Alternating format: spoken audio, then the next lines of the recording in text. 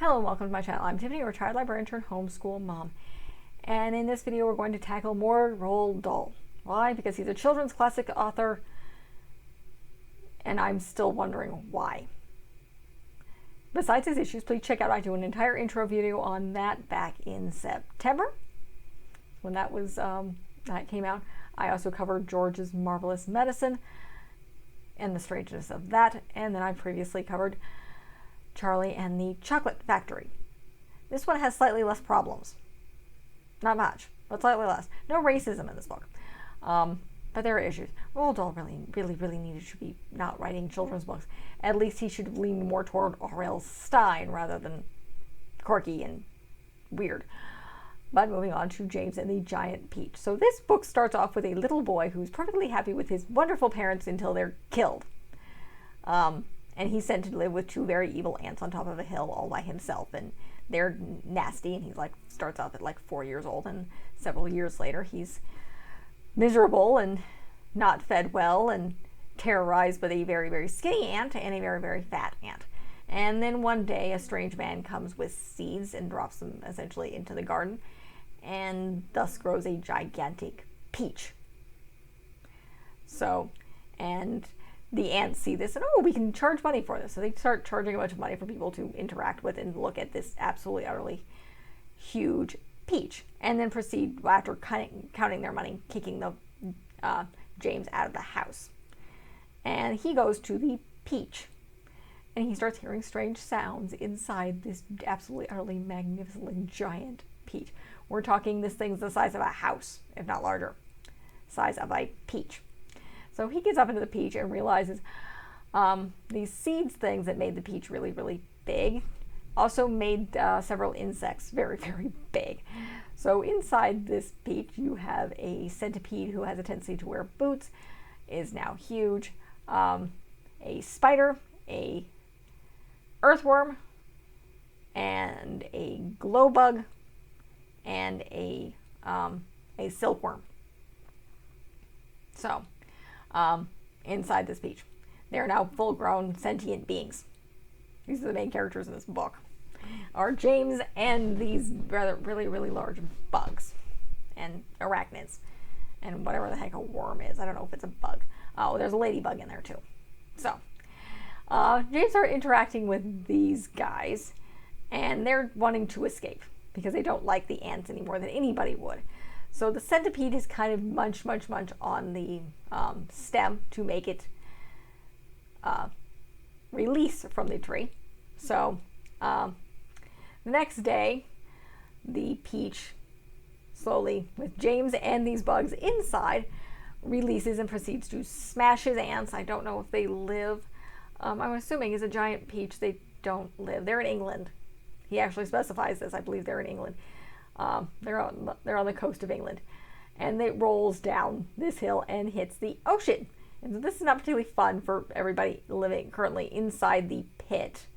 That's where they are. They're inside the pit of this peach, and they end up in the ocean and floating out to sea in a gigantic peach. And they realize they're inside. They're in the ocean. They think they're going to die. James has to make them realize, we're in a giant peach. We're not going to starve because you're in a giant peach.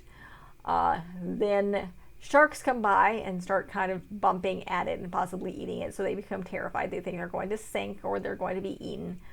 And James thinks up the idea, give me some silk ropes. We're going to capture birds. And they capture thousands of birds using the worm as a bait.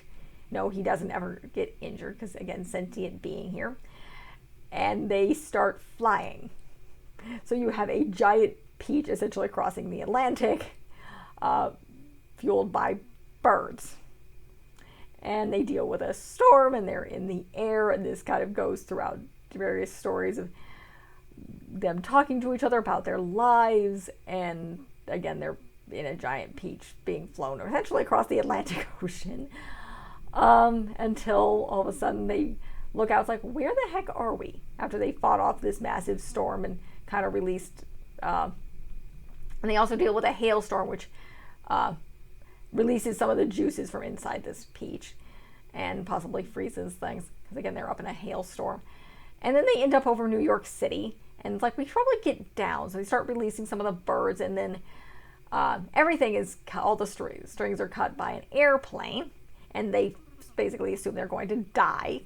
And they're falling. And they end up on the top of the Empire State Building.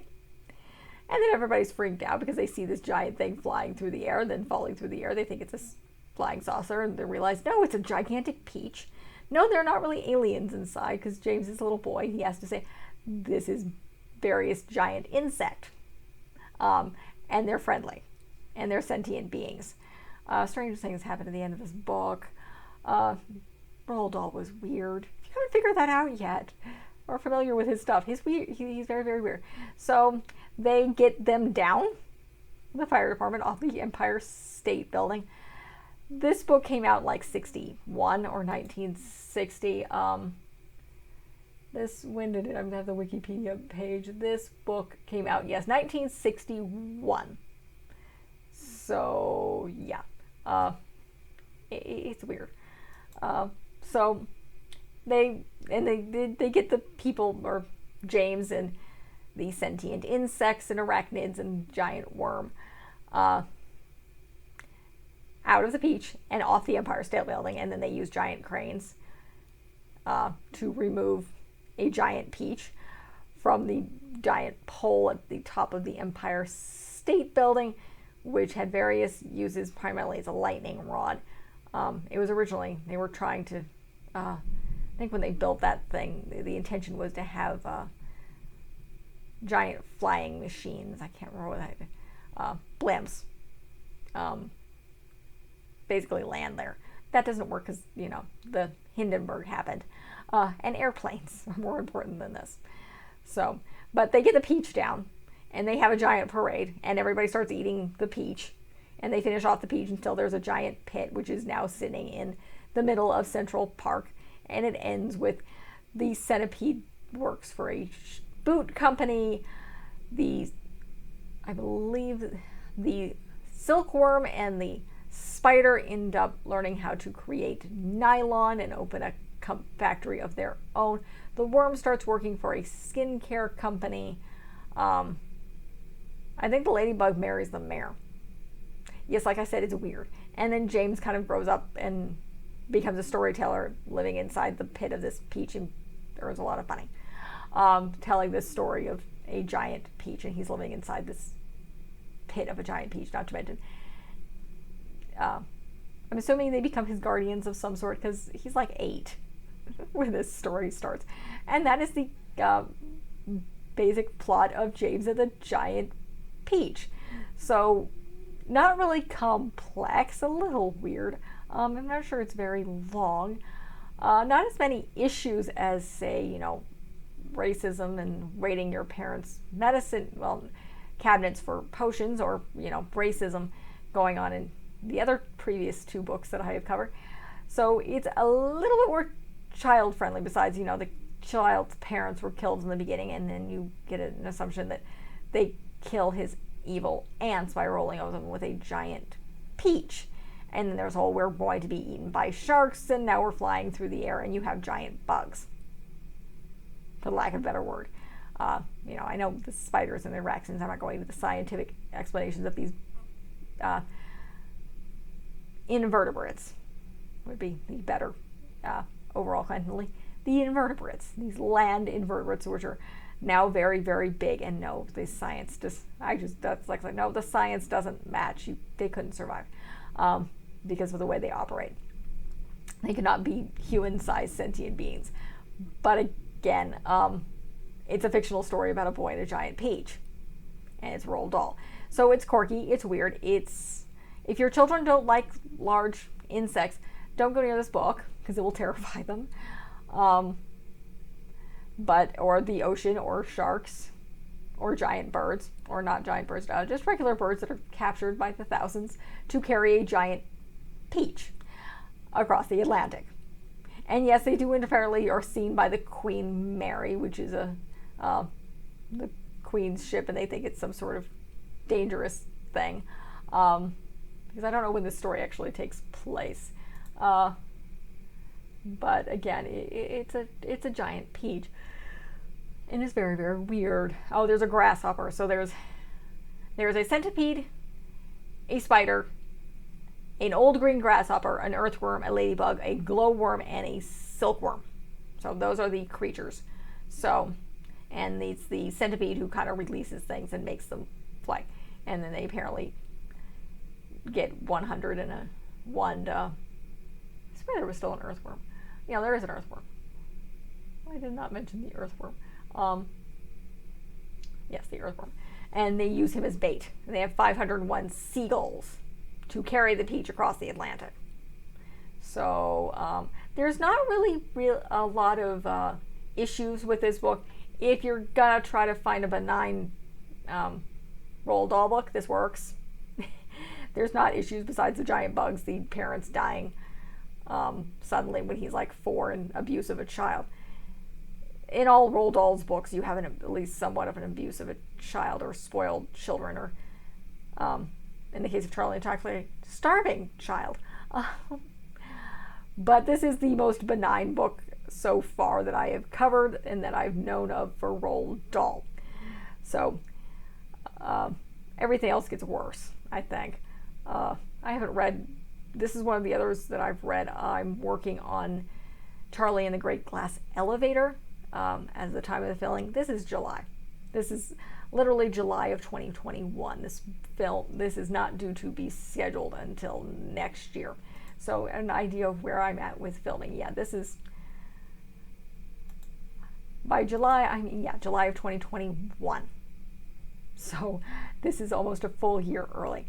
But I just finished reading the book. So I film these when I can, because I have a toddler and I get through books. So this is an easy book to read. Any age, you're going to read aloud to kids. This is perfectly fine. If your children are afraid of the ocean, if they're afraid of the invertebrates, considering there are giant ones in this book, don't read it. If they're really sensitive, it's iffy. You can determine your child. Otherwise, this one goes with pretty much any age. There's no real issues with this. So, for Roald Dahl, this is benign. This is not as horrible as the insanity in the first book that I covered, which requires you locking up everything in your house that could be dumped into a pot. Or Charlie and the Chocolate Factory, which, oh dear God, the racism issues in that book, along with issues. Charlie and the Chocolate Factory is messed up. So I really do have to get to that Great Glass Elevator. But this is a benign book. For Roald Dahl, this is a benign book. There's no major issues. Besides the giant insects and sharks and seagulls flying a peach across the Atlantic. So it's fun, it's quirky, it's not that long, I don't think. I had the ebook, so it's hard to tell with the ebooks how really long they are. On the page thing. Let's see. It's going to tell me it's not that long. No, 160. So decently long. So yeah, it came out in 17th of July, 1961.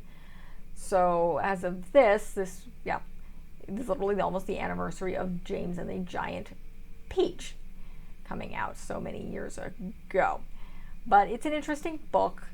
Highly recommend it for Roald Dahl if you're very interested in reading. It's a classic. It's from the 60s. Which might explain the wonders of New York.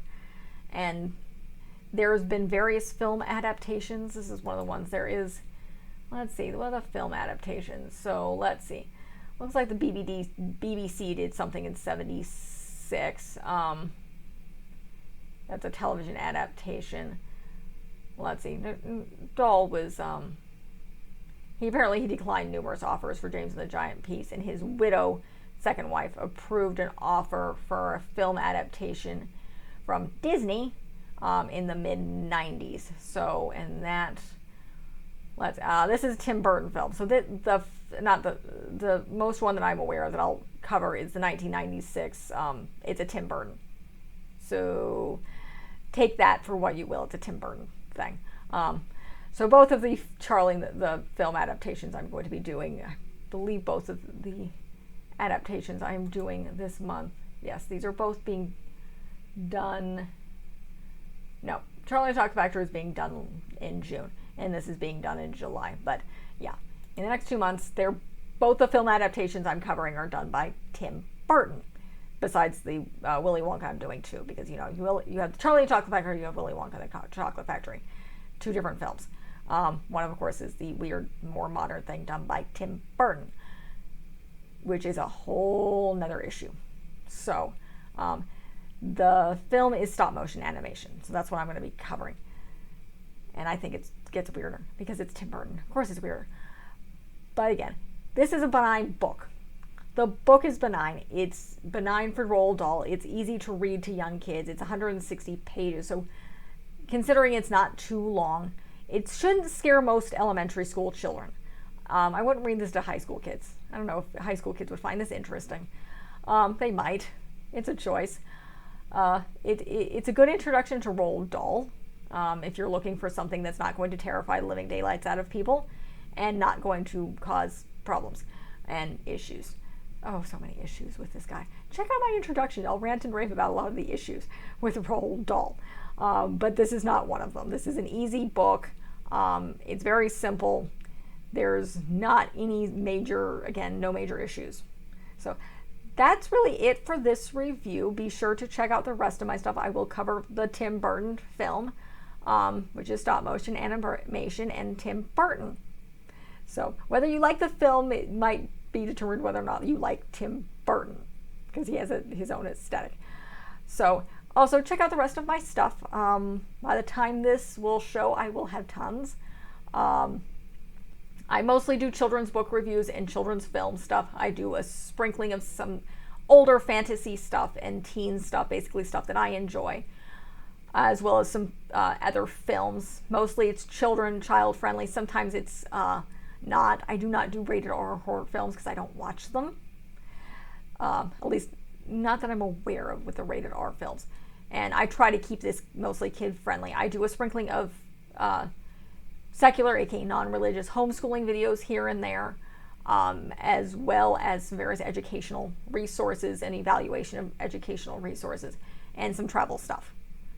So basically advice on traveling with children. I currently, as of this video, have a toddler. By the time this films, my toddler will be almost 3, which is still slightly shocking to me. As of the filming, she's closing in her 2nd birthday. So by the time you see this, she'll be closing in on her 3rd. So it will be very interesting to see where I'm physically at that time. But again, I have a bunch of stuff. Be sure to check it out, like and subscribe. There's still a whole bunch more planned. So, as I said, like and subscribe. Thank you.